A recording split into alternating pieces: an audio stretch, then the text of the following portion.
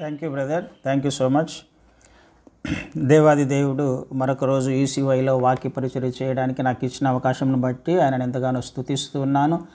మీ అందరికీ ఉదయకాల శుభములు తెలియజేస్తున్నాను. మనం గత వారము ఒక టాపిక్ కంప్లీట్ చేసుకున్నాం. ఈరోజు నుంచి మరొక నూతనమైన కొత్త అంశాన్ని ధ్యానం చేసుకునే ప్రయత్నం చేద్దాం. శోధన అనే అంశాన్ని ఈ వారం నుంచి చెప్పాలని ఇష్టపడుతున్నాను. గత వారం కూడా శోధన గురించే మనం కొన్ని పాఠాలు నేర్చుకున్నాం, ఆత్మీయ పాఠాలు నేర్చుకున్నాం. దాని కంటిన్యూషనే ఈరోజు నుంచి ఈ అంశము. శోధన అనగానే దాని యొక్క డెఫినేషన్ ఒకవేళ మనం చూసినట్లయితే శోధన అంటే ఏంటి అంటే desire to do something which is not good అని దాని యొక్క మీనింగ్. అంటే ఒక దాని పట్ల ఆసక్తి, కోరిక.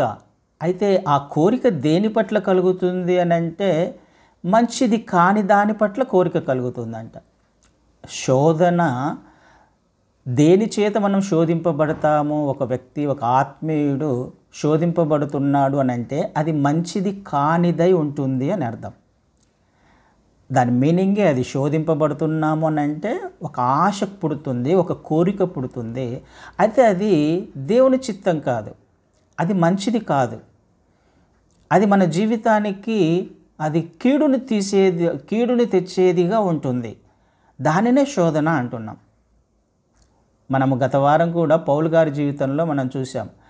నేను ఏదైతే చేయాలనుకుంటున్నానో దాన్ని నేను చేయలేకపోతున్నాను అని అంటున్నాడు. నేను చేయకూడనిది నేను చేస్తున్నాను. చేయకూడనిది చేస్తున్నాను అని అంటే అర్థం ఏంటి? అది మంచిది కాదనే కదా అర్థము. చేయకూడనిది అని అంటే, చేయకోరనిది అని అంటే అర్థం ఏంటి? మంచిది కానిది దానినే చేస్తున్నాను అని. దానినే శోధన అంటున్నాం. అంటే ఆశ పుడుతుంది ఒకదాని పట్ల కోరిక పుడుతుంది. అది చేయాలి, అది కావాలి, అది పొందుకోవాలి అని ఆశ పుడుతున్నప్పుడు దానిని సంపాదించుకోవడానికి, పొందుకోవడానికి ప్రయత్నం చేస్తూ ఉంటాము. ఆ ప్రయత్నము యొక్క ఫలితము ఖచ్చితంగా దేవుని నుండి మనల్ని దూరం చేస్తుంది, లేకపోతే అది దేవుని మార్గములో నుంచి మనల్ని తప్పిస్తుంది. శోధన అంటే దేవుని చిత్తములోనిది కాని దానిని ఆశించడం, దేవుని ఉద్దేశములోనిది కాని దానిని కోరుకోవడం, మనది కాని దానిని కోరుకోవడం కదండి. ఇందాక చదవబడిన వాక్య భాగంలో అదే చూస్తూ ఉన్నాం.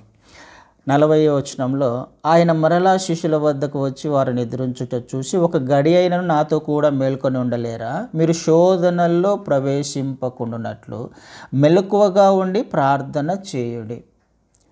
ఈ అంశం మనకు తెలుసు. గెత్సెమనే తోటలో క్రీస్తు వారు ప్రార్థన చేయడానికి వెళ్తున్నారు. ఆ రోజు అప్పగించబడిపోతున్నాడు అనే విషయం తనకు తెలుసు. క్రీస్తు వారు శిష్యుల నుంచి ఏదైనా ఒక అంశాన్ని కోరుకున్నాడు, ఒక విషయాన్ని కోరుకున్నాడు అని అంటే ఇదొక్కటే.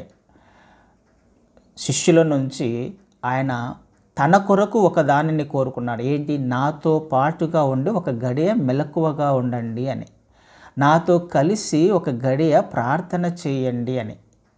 ఎప్పుడు కూడా శిష్యులను ఏది అడగలేదు, ఎవరిని ఏది అడగలేదు, ఏది ఆశించలేదు. ఆయనకు ఏది తక్కువగా లేదు.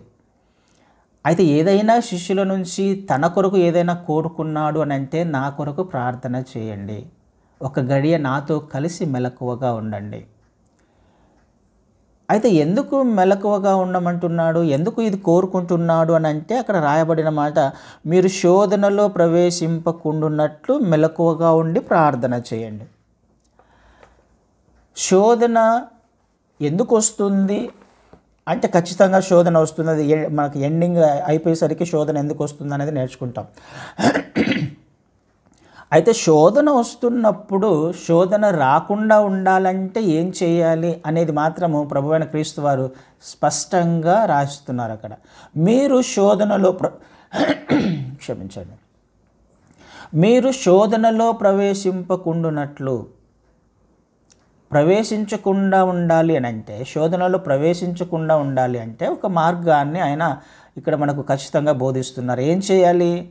మెలకువగా ఉండాలి, ప్రార్థన చేయాలి. ఏదో ఒకటి చేస్తే సరిపోదు, రెండూ చేయాలి. మెలకువగా ఉండి ప్రార్థన చేయాలి. మెలకువగా ఉండడం అంటే ఏంటి? ప్రార్థన చేయడం అంటే ఏంటి? మెలకువగా ఎందుకు ఉండాలి? మెలకువగా ఉన్నాము అంటే అర్థం ఏమవుతుంది? మనం చూస్తూ ఉన్నాం కదా, నిద్రపోతున్న వాళ్ళు ఏం జరుగుతుందో వారికి తెలియదు, వారి చుట్టుపక్కల ఏం జరుగుతుందో వారికి తెలియదు. అదే మెలకువగా ఉండే వాళ్ళకి చుట్టుపక్కల ఉన్న పరిస్థితులు అర్థమవుతాయి, చుట్టుపక్కల ఉన్నవి కనిపిస్తూ ఉంటాయి. ఎందుకు అంటే దాని మీనింగ్ ఏంటి? మెలకువగా ఉండడం అంటే అర్థం ఏంటి? నా జీవితంలో ఏం జరుగుతుందో గమనిస్తూ ఉండాలి అని అర్థం. నా జీవితంలో ఆత్మీయ స్థితిని ఎక్కడైనా ఏ విషయాలనైనా మనం కోల్పోతున్నామేమో, బలహీనపడుతున్నామేమో, ఈ విషయాలను గమనిస్తూ ఉండాలి అని అర్థం. శ్రద్ధ కలిగి, ఆసక్తి కలిగి కదండి, కాషియస్గా ఉండాలి, అలర్ట్గా ఉండాలి కదండి. మత్తుగా ఉన్నట్లయితే కదా, మెలకువగా లేకపోతే నిద్రమత్తులో ఉంటాము, నిద్రమబ్బులో ఉంటాము, లేకపోతే మధ్యమత్తులో ఉంటాము, లేకపోతే లోకములో ఉన్న ఆశల మత్తులో ఉంటాము, ధన మోహములో ఉంటాము, అధికార మత్తులో ఉంటాము, ఇంకొక మత్తులో ఏదో నాకు కలిగినది ఏదైతే ఉందో దానిని బట్టి ఆ మత్తులో ఉండే అవకాశం ఉంది. ఆ మార్గంలో ఆ ఆలోచన విధానం ఆ విధంగానే ఉండే అవకాశం ఉంది. అలా కాకుండా కాషియస్గా ఉండండి, అలర్ట్గా ఉండండి, మెలకువగా ఉండండి. నీ జీవితంలో ఏమి జరుగుతుందో గమనిస్తూ ఉండండి. నీ జీవితంలో నువ్వు దేనిని అనుమతిస్తున్నావో అది సరైనదేనా కాదా మెలకువగా ఉండండి.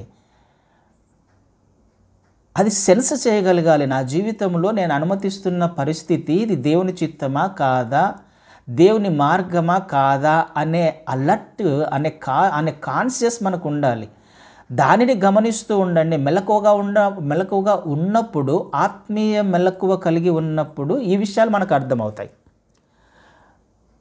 కదండి. ఈ విషయాలు మనకు అర్థం కావాలి. అది అర్థమవుతున్నప్పుడు ఒక విషయం మన జీవితంలో జరుగుతున్నప్పుడు ఇది దేవుని చిత్తం కాదు అని అనుకున్నప్పుడు వెంటనే చేయాల్సిన పని దాని నుండి మనం విడిపించబడాలి. ఆ శోధనలో ప్రవేశించకుండా ఉండాలి. ఏం చేయాలి? ప్రార్థన చేయాలి. ఆ శోధన తప్పించగలిగిన వాడు ఆయనే.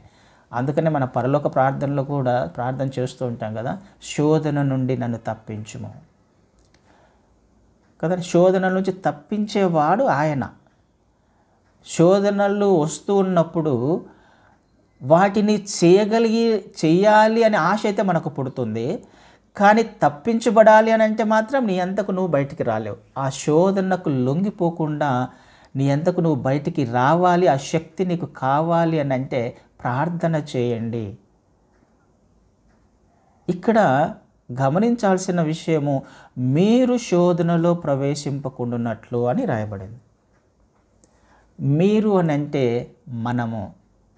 మనందరము కూడా, ఆనాటి శిష్యులు, ఈనాటి క్రీస్తు వారిని వెంబడిస్తున్న మనము శోధనలో ప్రవేశించకుండా ఉండడానికి క్రీస్తు వారు ఒక మార్గాన్ని ఇక్కడ ఖచ్చితంగా రాపించారు. ఇప్పుడు శోధనలో ప్రవేశించాలి అన్నా, ప్రవేశించకుండా ఉండాలి అన్నా ఎవరి చేతిలో ఉంది? నీ చేతిలో ఉంది, నా చేతిలో ఉంది. ఆయన మార్గాన్ని అయితే చెప్పాడు కానీ బలవంతంగా ఏది ఆయన చేయట్లా. మెలకువగా ఉండండి అని వాళ్ళని కర్రపట్టుకొని వాళ్ళని మోకరించి ప్రార్థన చేయించట్లే. వాళ్ళకి చెప్పాడు మెలకువగా శోధనలు ప్రవేశించకుండా ఉండాలంటే ఈ పని చేయండి అని 3 సార్లు చెప్పాడు. కానీ శిష్యులు అలా చేయలా, నిద్రపోతున్నారు, మత్తులో ఉన్నారు. ఏం జరుగుతుందో వారికి వచ్చి క్రీస్తు వారిని, సైనికులు వచ్చి క్రీస్తు వారిని బంధించేంత వరకు వారికి అర్థం కావట్లా. అంటే ఒక మార్గాన్ని ఆయన ముందు ప్రతి చోట కూడా బైబిల్లో చూసినప్పుడు, మనము లేఖనాలను ధ్యానం చేసుకుంటున్నప్పుడు ఆయన ప్రతి సమస్యకు, ప్రతి పరిస్థితికి మన ముందు ఒక మార్గం అయితే ఆయన తీసుకొని వస్తున్నాడు. మన ముందు ఖచ్చితంగా దానికి సమాధానాన్ని మన ముందు పెడుతున్నాడు. కానీ ఆ మార్గంలో వెళ్ళాలా లేదా అనేది మన చేతిలోనే వదిలిపెడుతున్నాడు, మనకే విడిచిపెడుతున్నాడు. ప్రవేశించకుండా ఉండాలంటే నువ్వు ఇది చెయ్యి. ఒకవేళ ఇది చేయట్లేదని అంటే నీకు ఖచ్చితంగా శోధనలో ప్రవేశిస్తావు అని అర్థం. ఆయన చెప్పిన మాట వినడము వినకపోవడము నీ చేతుల్లో ఉంది, నా చేతుల్లో ఉంది. శోధనలో ప్రవేశించకుండా ఉండాలి అని అంటే ఆయన 2 మార్గాలు చెప్పాడు. మెలకువగా ఉండు, నీ జీవితంలో జరుగుతున్న పరిస్థితులను గమనిస్తూ ఉండు. అది మంచిదా కాదా అని ఒకవేళ నీకు అర్థమైనప్పుడు వెంటనే దానిని దేవుని పాదాల వద్దకు తీసుకురా, ప్రార్థన చేయి. దాని నుంచి తప్పించబడాలి అని అంటే ఈ 2 విషయాలు క్రైస్తవ జీవితంలో, విశ్వాస జీవితంలో జరగట్లేదు. మెలకువగా లేము, మత్తులో ఉన్నాము.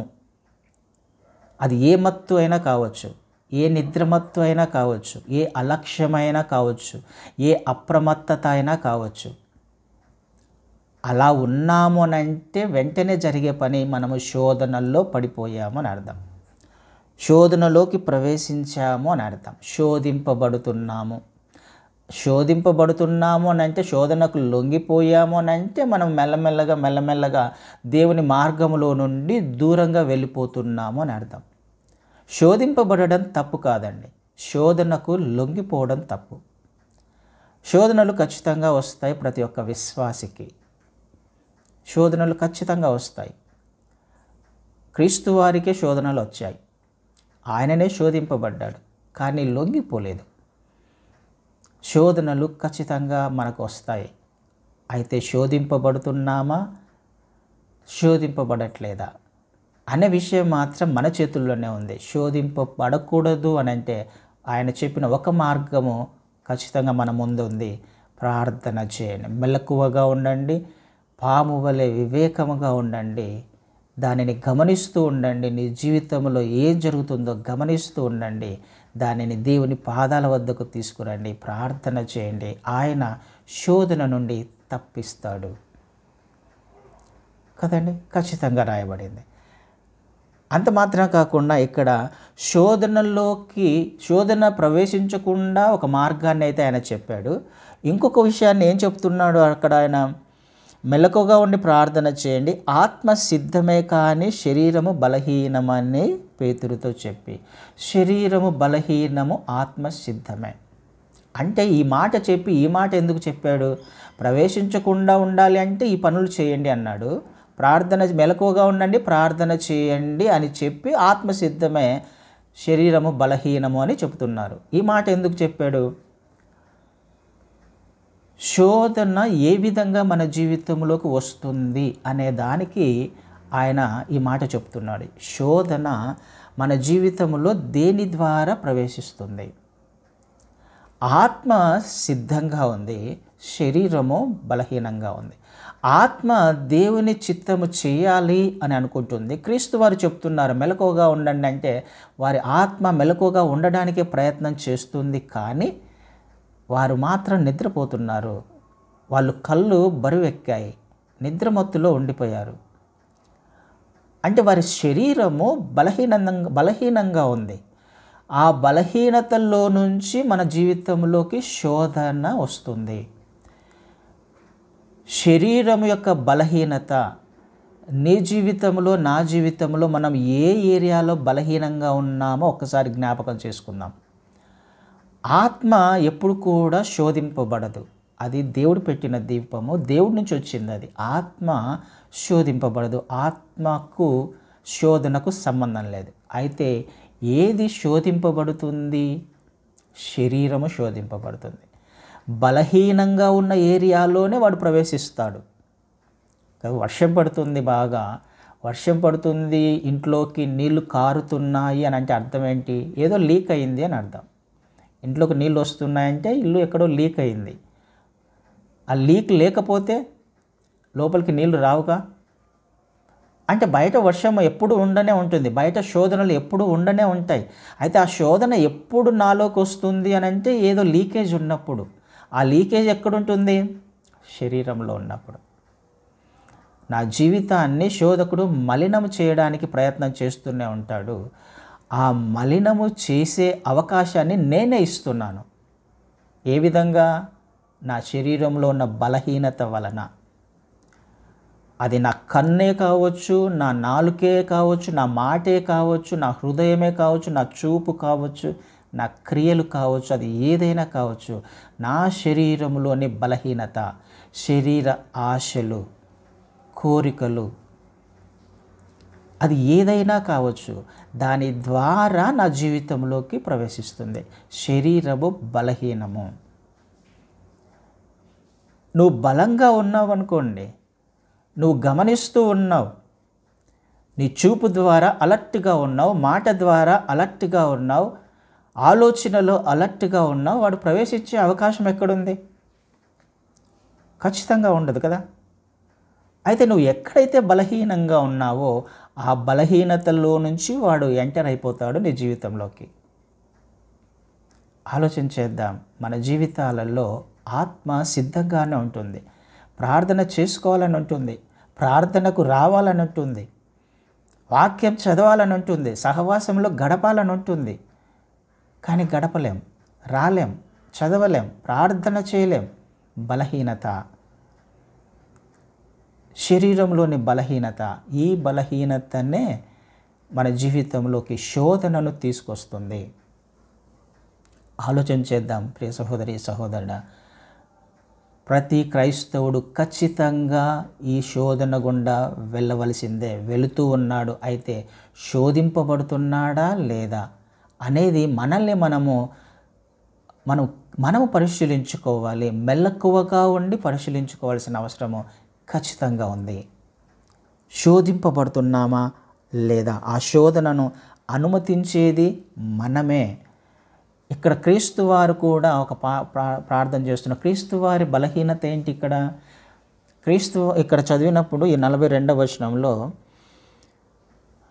రెండో మారు వెళ్ళి, నా తండ్రి, నేను దీనిని త్రాగితేనే కానీ ఇది నా యొద్ద నుండి తొలగిపోవటం సాధ్యం కాని యెడల నీ చిత్తమే సిద్ధించుగాక అని ప్రార్థించి. అక్కడ ఆయన ఏం చేస్తున్నాడు? ఆయన ప్రార్థన, ఈ గిన్నె నా నుండి తొలగిపోవాలి. ఆయన శరీరంలో ఒక బలహీనత ఉంది. ఏంటి బలహీనత? ఈ గిన్నె నేను తాగకూడదు అని అనుకుంటున్నాను. అయితే నా చిత్తం కాదు, నీ చిత్తమే జరగాలి. ఆయన జీవితంలో కూడా ఎందుకు ఆయన ఈ గిన్నెను తాగకూడదు, ఎందుకు ఆ శ్రమల గుండా వెళ్ళాలి అని అనుకోవట్లేదు, ఎందుకు శిలువ మరణం గుండా వెళ్ళాలి అనుకోవట్లేదు? ఆయన భయపడ్డాడనో లేకపోతే ఇంకొకటనో కాదు. ఆయన ఆ హింసలు లేకపోతే అవమానాలు తట్టుకోలేక ఈ ప్రార్థన చేస్తున్నాడేమో అని చాలామంది మనల్ని ప్రశ్నిస్తుంటారు, అన్యులు. కానీ మనకు అర్థం అవ్వాల్సిన విషయం ఏంటి? ఎందుకు ఈ ప్రార్థన చేశాడు ఆయన? ఈ గిన్నెను నా నుంచి తీసివేయి అని ఎందుకు ప్రార్థన చేస్తున్నాడు? అది నా చిత్తమే, అది నా ఇష్టము. నేనేమనుకుంటున్నానంటే ఈ గిన్నె తీసివేయమని. కానీ ఇది నీ చిత్తం నా జీవితంలో జరగాలి అని మనం ప్రార్థన చేస్తున్నాడు. ఎందుకు ఆయన ప్రార్థన చేశాడు ఆ విధంగా? ఆ హింసలు తట్టుకోలేకనా, అవమానాలు తట్టుకోలేకనా, ఆ శిలువ మరణాన్ని భరించలేకనా అంటే ఖచ్చితంగా కాదు. ఆయన ఇష్టపడి లోకంలోకి వచ్చాడు. మనం చూస్తాం కదా, ఆయన సమస్తాన్ని, మహిమను విడిచిపెట్టుకొని తండ్రితో ఉండుట ఎంచకూడని భాగ్యమని ఆ మొత్తాన్ని, తన మహిమను, దైవత్వాన్ని విడిచిపెట్టి, ఘనతను విడిచిపెట్టి ఆయన మరణించడానికే, శిలువ మరణం పొందడానికే వచ్చాడు. ఆయన ఇష్టపూర్వకంగా వచ్చాడు. మరి ఈ ప్రార్థన ఎందుకు చేస్తున్నాడు? ఈ మరణాన్ని తప్పించమని, లేకపోతే ఈ గిన్నెను తీసివేయమని ఎందుకు ప్రార్థన చేస్తున్నాడు అని అంటే, ఆయన నిత్యత్వములో, అంటే తండ్రితో ఆయన ఉన్న క్షణము నుంచి, అంటే నిత్యత్వము నుండి నిత్యత్వం వరకు, యుగయుగములు ఆయన దేవునితో ఉన్న ఏ సమయంలో ఆయన దేవునిని, తండ్రిని విడిచిపెట్టి ఒక్క క్షణం కూడా ఉండలేదు. తండ్రితో ఆయన, ఆయనతో తండ్రి, తండ్రి ఆయనలో ఉన్నాడు, ఆయనలో తండ్రి ఉన్నాడు. తండ్రిని విడిచిపెట్టి ఒక్క క్షణం కూడా క్రీస్తు వారు ఉండలేదు. ఈ శిలువ మరణం ద్వారా జరగబోయే సంఘటన ఏంటి? శిలువలో ఆయన ఒక మాట పలుకుతాడు కదా, ఏలీ ఏలీ లామా సబక్తాని, నా దేవా నా దేవా నన్నెందుకు చేయి విడిచితివి. అంటే తండ్రి కుమారుని చేయి విడిచే సమయం వస్తుంది, ఒక సమయం వస్తుంది. తండ్రి కుమారులు విడిపోబోతున్నారు. వారి సంబంధము కట్ అయిపోతుంది ఒకసారి, ఒక క్షణము, ఒక చోట. అంటే నిత్యత్వం అంతటిలో దేవునితో సంబంధాన్ని కోల్పోయే ఆ క్షణాన్ని తట్టుకోలేకపోతున్నారు క్రీస్తువారు. ఉదాహరణకి ఒక జాతరనో లేకపోతే ఒక ఎగ్జిబిషన్లోనో ఒక 2 సంవత్సరాల కుమారుడు తప్పిపోయాడు. తప్పిపోతున్నప్పుడు వెతుకుతున్నారు అందరూ. కానీ ఆ పిల్లవాడు ఏడుస్తున్నాడు బాగా, కేకలు అంటే బాగా ఏడుస్తాడు కదా, ఎక్కిళ్ళు వచ్చేట్లు ఏడుస్తున్నాడు. ఎందుకు? తల్లి కోసం ఏడుస్తూ ఉన్నాడు. అక్కడ అన్నీ వాళ్ళు కొంతమంది ఎత్తుకున్నారు, వాళ్ళ తల్లిదండ్రుల కోసము వెతికే ప్రయత్నం చేస్తున్నాడు. ఆ పిల్లవాడిని ఎత్తుకొని ఆ ఏడుపు మాన్పించడానికి బొమ్మలు ఇదిగో ఈ బొమ్మ తీసుకున్నాను, ఈ బొమ్మ తీసుకుంటే ఆ బొమ్మలు తీసుకోవట్లే ఆ పిల్లవాడు. ఏమిచ్చినా తనకు ఇష్టం లేదు, కానీ ఏది ఇచ్చినా తీసుకోవట్లేదు, కానీ ఏడుస్తున్నాడు బాగా. ఎందుకు ఏడుస్తున్నాడు? సంబంధం కోల్పోయింది. తల్లితో ఉన్న ఆ సంబంధాన్ని కోల్పోయాడు, ఆ స్పర్శను కోల్పోయాడు. ఎందుకు ఏడుస్తున్నాడు అని అంటే తల్లి కావాలి, ఆ రిలేషన్ కావాలి, తనకు తిరిగి ఆ స్పర్శ కావాలి. క్రీస్తు వారికి కూడా అదే పరిస్థితి. ఎందుకు ఆయన ఏడుస్తున్నాడు? ఎందుకు అంతగా ప్రార్థన చేస్తున్నాడు? ఎందుకయ్యా నన్ను విడిచిపెట్టావని ఎందుకు అంతగా బాధపడుతున్నాడు అని అంటే ఆయన తండ్రితో ఉన్న సంబంధాన్ని కోల్పోతున్నాడు. కాబట్టి ఆ సంబంధాన్ని కోల్పోవడం ఇష్టం లేక, అయ్యా ఈ గిన్నె నా నుంచి తీసివే, నీ నుంచి నేను దూరంగా ఉండాలనుకోవట్లా, ఏ క్షణం కూడా నీ నుంచి దూరంగా ఉండాలని నేను అనుకోవట్లేదు, కాబట్టి తీసివేయి అని తన శరీరంలోని ఒక బలహీనత. ఎందుకు? ఆయన శరీరధారిగా ఉన్నాడు కాబట్టి అందుకు ప్రార్థన చేశాడు. కానీ నీ చిత్తమే నా జీవితంలో జరగాలి, ఇది జరగాలి అని మన జీవితంలో. నాకు ఇష్టమే, ఒకదాన్ని సంపాదించుకోవడం నాకు ఇష్టమే, అది కావాలి, ఇది కావాలి, అది పొందుకోవాలి, నేను ఇష్టపడుతున్నా, దేని కొరకో నేను తాపత్రయపడుతున్నా, ఈ విషయం నాకు అర్థమవుతున్నప్పుడు నేనేం చేయాలి? అయ్యా ఇది కరెక్టేనా కాదా? నా చిత్తం కాదయ్యా, నీ చిత్తం జరగాలి. శోధన నుండి నువ్వు తప్పించబడాలి అని అంటే నువ్వు వెళ్తున్న పరిస్థితుల్లో మెలకువగా ఉండి నువ్వు సంపాదించుకునే, పొందుకోబోయే, నువ్వు కావాలనుకునే, నీకు ఆశ పుట్టిస్తున్న, కోరిక పుట్టిస్తున్న ఆ పరిస్థితిని ఆయన వద్దకు తీసుకువెళ్ళి, అయ్యా ఇది కావాలనుకుంటున్నాను, అయితే నా చిత్తం కాదు, నీ చిత్తం జరగాలి. నా కోరిక కాదు, నా ఆశ కాదు, నీ ఆశ, నీ కోరిక నెరవేర్చబడాలి. ఎందుకంటే ఇది శోధననా లేకపోతే నాకు మేలును చేస్తుందా చేయదా అనేది నాకు తెలియదు, కానీ నీకు తెలుసు. కాబట్టి నీ చిత్తమైతే నా జీవితంలో అనుమతించు, లేకపోతే ఈ శోధన నుండి తప్పించు. ఇది జరగాలి. క్రీస్తు వారు చేసిన ప్రార్థన, నా చిత్తం కాదు నాయనా, నీ చిత్తం జరగాలి. ఇది మన చేతిలోనే ఉందండి. శోధింపబడము, శోధింపబడకపోవడము.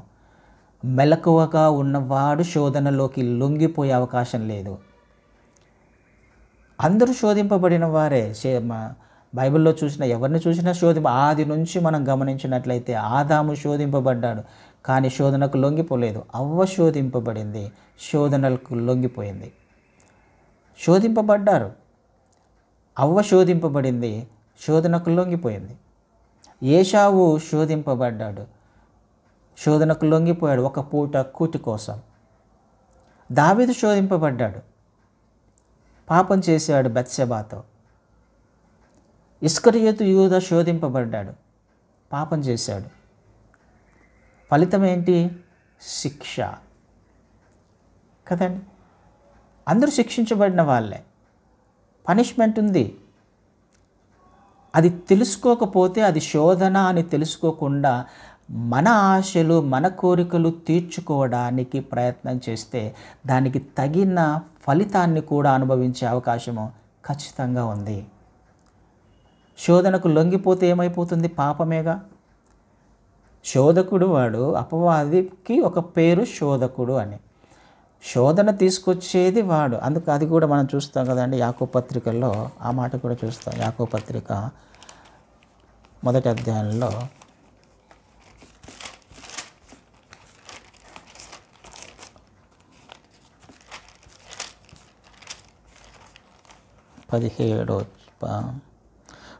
13వ వచనము.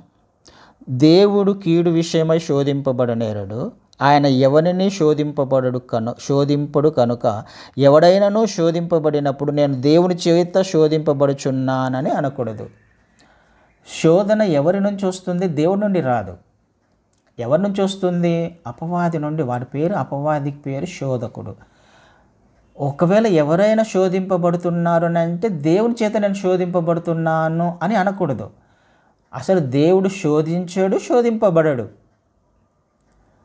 అది మనకు అర్థం అవ్వాలి.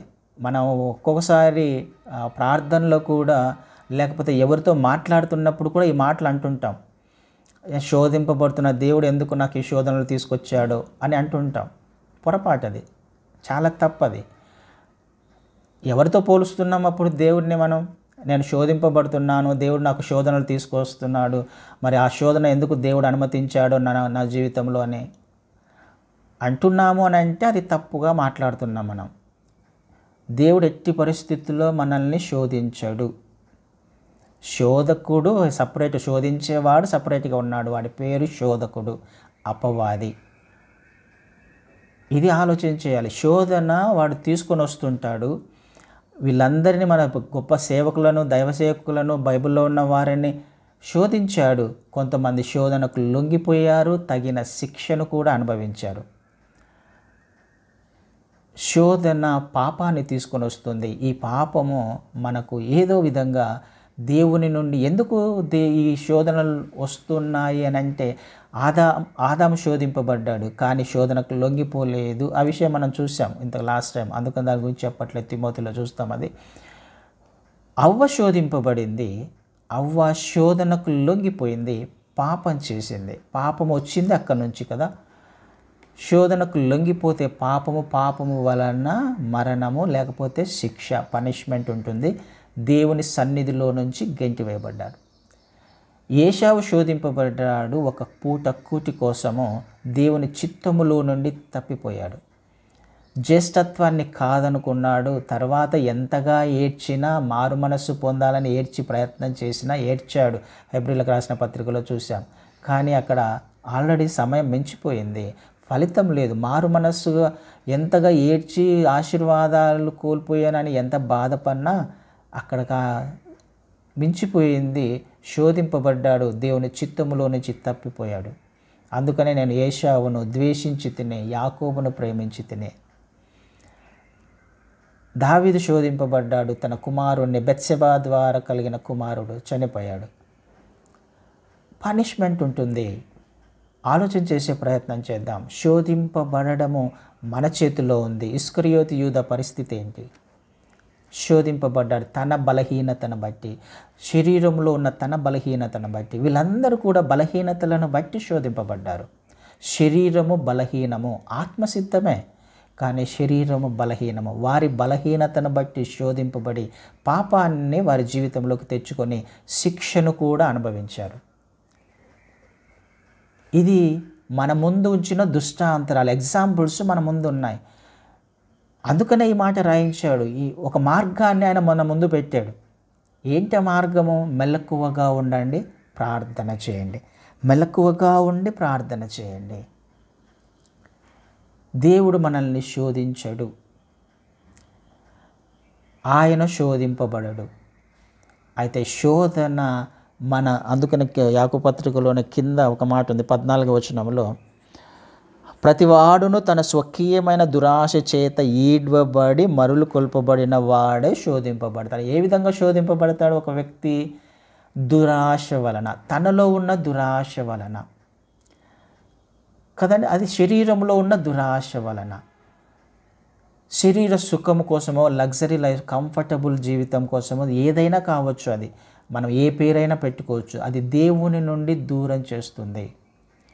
వీళ్ళందరూ దేవుని నుండి దూరం అయిపోయిన వాళ్ళే. అవ్వ, ఆదాములు దూరం అయిపోయారు. ఏశావు దూరం అయిపోయాడు. కొంతకాలము దావీదు దూరం అయిపోయాడు. దాదాపు 1.5 సంవత్సరము దేవునికి ప్రార్థన చేయలేని స్థితిలో కూడా దావీదు వెళ్ళిపోయాడు ఈ పాపములో ఉండి.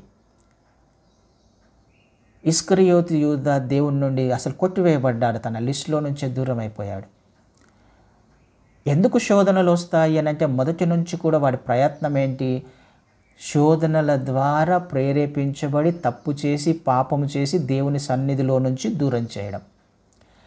ఆదాము అవ్వలు దేవుని సన్నిధిలో సంతోషంగా నిత్యము జీవించడానికి దేవుని ప్రణాళిక అయితే అక్కడి నుంచి దూరం చేయాలి. ఈనాడు కూడా అదే జరుగుతుంది. నిన్ను నన్ను దేవుని నుండి దూరం చేయడానికి, దేవుని చిత్తములో నుండి దూరం చేయడానికి వాడి ప్రతి ప్రయత్నం జరుగుతూనే ఉంటుంది. శోధిస్తూనే ఉంటాడు. ఆ శోధన ఏ విధంగా వస్తుంది? నీలో ఉన్న బలహీనత ద్వారా వాడు నీ ఇంటిలోకి, నీ జీవితంలోకి ప్రవేశించడానికి ప్రయత్నం చేస్తూనే ఉంటాడు. వాడు ప్రయత్నం చేస్తూనే ఉన్నాడు అని అంటే నువ్వేం చేయాలి? నువ్వు కూడా మెలకువగా ఉంటూనే ఉండాలి కదా. నీ ప్రయత్నం నువ్వు చేస్తూనే ఉండాలి. దేవుని వద్దకు ఆయనకు ప్రార్థనాపూర్వకంగా ఆయన వద్దకు తీసుకువెళ్తూనే ఉండాలి. నీ జీవితంలో నువ్వు అనుమతించే ప్రతి పరిస్థితి ఆయన వద్దకు నువ్వు తీసుకువెళ్తూనే ఉండాలి. ఆయన మార్గాన్ని చూపించాడు, బలవంతం చేయట్లా. ఇప్పుడు నీ చేతిలో ఉంది. నువ్వు శోధింపబడాలా లేదా? శోధనకు నువ్వు లొంగిపోతున్నావా లేదా? శోధింపబడడం తప్పు కాదు, శోధనకు లొంగిపోవడం పాపం. దానికి తగిన పనిష్మెంట్ కూడా ఉండే అవకాశం ఉంది. కాబట్టి ఆత్మ మన జీవితాలలో సిద్ధంగా ఉంది దేవుని చిత్తం చేయాలని. కానీ శరీరం బలహీనంగా ఉంది. ఏ ఏరియాలో బలహీనంగా ఉన్నామో నీ అంతకు నువ్వు పరీక్షించుకోవాలి, నా అంతకు నేను పరీక్షించుకోవాలి. అది తెలిసినప్పుడు ఆ విషయాన్ని దేవుని వద్దకు తీసుకువెళ్ళాలి, ప్రార్థన చేయాలి. మెలకువగా ఉండి ప్రార్థన చేస్తే నా శరీరము కూడా బలం పొందుకుంటుంది. శోధన నుండి నేను తప్పించబడే అవకాశం ఉంది. హల్లెలూయా.